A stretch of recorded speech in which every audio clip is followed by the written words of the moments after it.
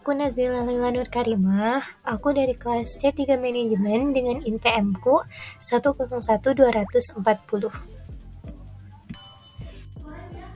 Halo, namaku Novia Wulan. Aku dari kelas C3 Manajemen dengan IPM-ku 101200035. Teman-teman, di sini kami akan menjelaskan materi mengenai budaya organisasi. Nah, video ini kami buat untuk memenuhi tugas evaluasi akhir semester dari mata kuliah perilaku organisasi.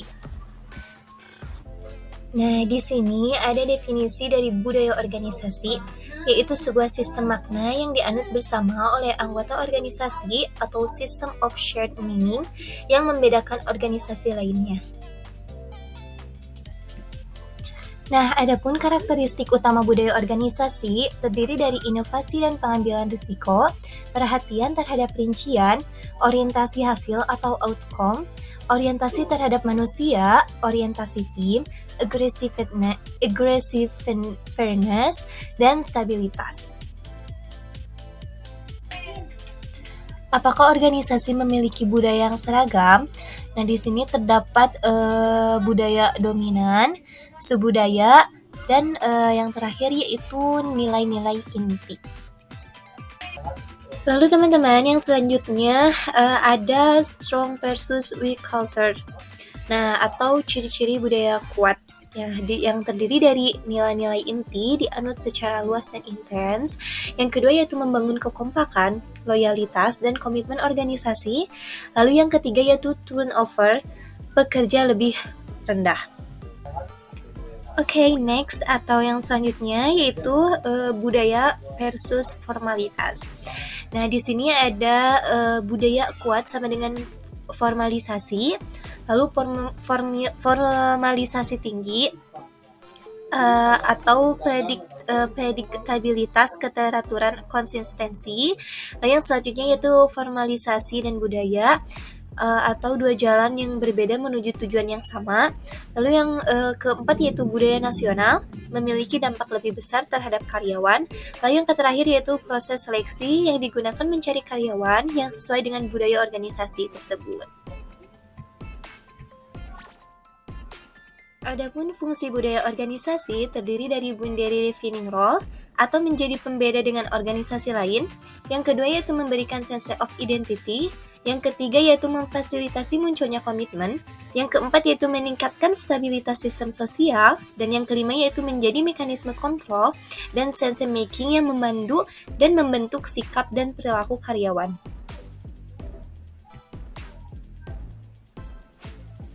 Lalu yang selanjutnya terdapat budaya sebagai liability yang terdiri dari penghambat perubahan, penghambat keragaman, dan penghambat upaya merger dan akuisisi.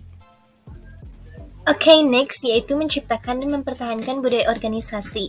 Nah, di sini terdiri dari kebiasaan, tradisi, tata cara umum, contohnya seperti IKEA, Hyundai, dan lain-lainnya.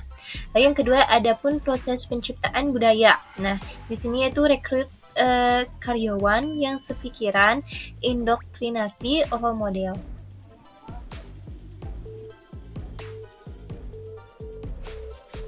Teknik untuk mengelola budaya organisasi terdiri dari proses atau cara seleksi, lalu perilaku manajemen puncak, dan yang terakhir yaitu metode sosialisasi.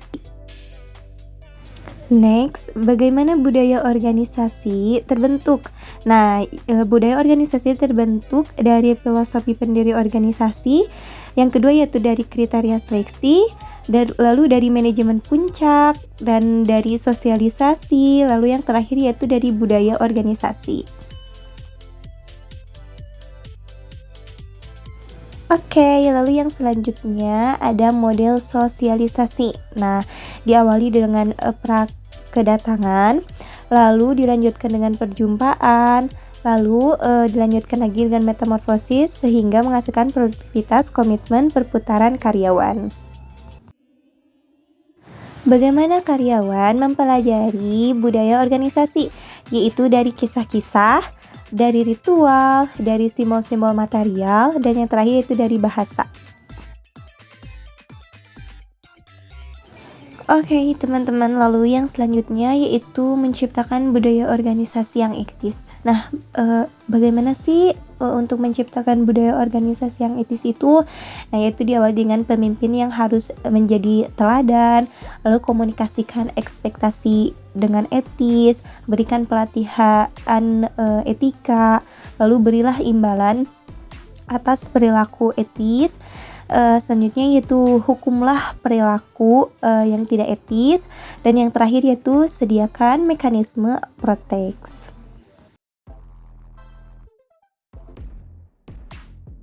Selanjutnya yaitu menciptakan budaya yang customer responsive.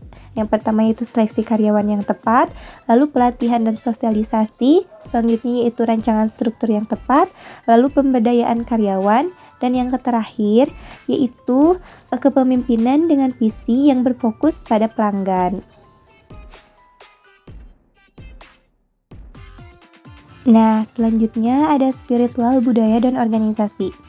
Workplace spirituality, the recognition that people have inner life that nourishes and is nourished by meaningful work that takes place in the context of community. Nah, selanjutnya teman-teman, ini merupakan pembahasan terakhir yaitu tentang karakteristik organisasi spiritual. Nah, terdiri dari strong sense of purpose, focus on individual development, trust and openness, employee empowerment, and toleration of employee expression. Nah, cukup sekian teman-teman pembahasan dari kami. Mohon maaf bila ada kekurangan dan kesalahan selama penyampaian, dan mohon maaf juga bila banyak kekurangan dari materi yang kami sampaikan. Terima kasih atas perhatiannya. Wassalamualaikum warahmatullahi wabarakatuh.